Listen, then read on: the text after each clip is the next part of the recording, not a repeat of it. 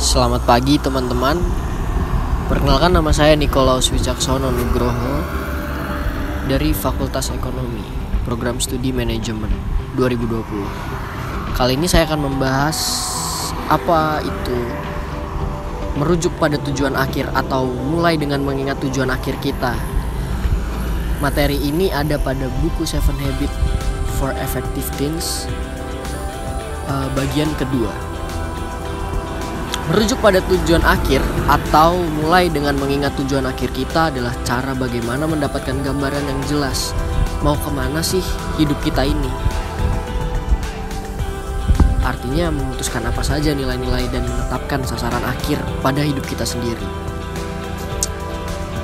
Oke, kita flashback apabila kebiasaan 1 mengatakan kita sebagai pengemudinya. Maka kebiasaan 2 memerintahkan untuk menentukan kemana kita akan menuju. Mengapa begitu penting untuk mempunyai tujuan akhir? Dalam buku ini mengatakan bahwa ada 2 alasan, yaitu karena kita ada dalam persimpangan, sehingga jalan yang akan kita pilih akan mempengaruhi kita selamanya. Alasan kedua adalah bahwa jika kita tidak menentukan masa depan kita sendiri, maka orang lain yang akan memutuskannya. Jadi, pilih mana? Antara masa depan pilihanmu sendiri atau masa depan pilihan orang lain? Oke kawan-kawan, dalam hidup kita memiliki banyak sekali jalan untuk melakukan sesuatu. Banyak sekali cabang jalan untuk kita mencapai sesuatu. Kita juga memiliki banyak jalan untuk menentukan kemana kita akan berjalan. Dalam melakukan sesuatu ataupun juga dalam menentukan arah jalan, itu akan mempengaruhi jalan hidup kita masing-masing. Sebenarnya dalam hidup, kita sendirilah yang harus mengendalikan takdir kita. Mungkin orang tua, teman, atau siapapun. Apakah kita mau mereka untuk menentukan takdir kita? Tentu tidak, bukan? Karena itulah kita yang harus bertanggung jawab atas seluruh hidup dan takdir kita. Tanpa tujuan akhir, kita sering sekali akan mengikuti orang lain yang mampu memimpin, meskipun yang dikerjakan sama sekali tidak bermanfaat bagi kita.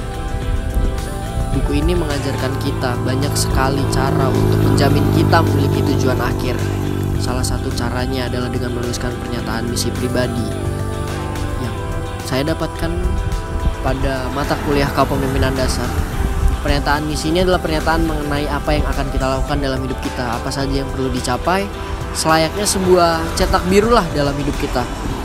Seperti halnya kita ingin membangun rumah, tentu ada blueprint dahulu. Sama seperti itu, kita harus membuat fondasi yang bagus, yang kokoh. Pernyataan ini terserah bagaimana bentuknya, baik panjang pendek, berbentuk esai atau puisi, yang penting tujuan hidup kita tertuang di dalamnya.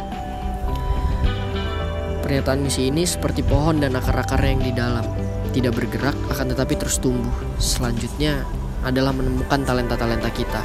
Apa sih yang kamu berbakat di dalam hidup kamu? Apa yang membuat kamu dapat melakukannya dengan senang hati? Tidak perlu bakat seperti suara merdu atau pintar olahraga. Bisa saja bakatmu sepele seperti pandai membuat orang tertawa, selalu bersikap ramah, atau bahkan bisa menyanyi dengan bersiul sepanjang hari. Ya, tidak masalah. Yang penting itu adalah bakat aslimu dan tidak dibuat-buat. Kita hanya harus mendeteksi talenta kita, bukan menciptakan yang tidak kita punyai.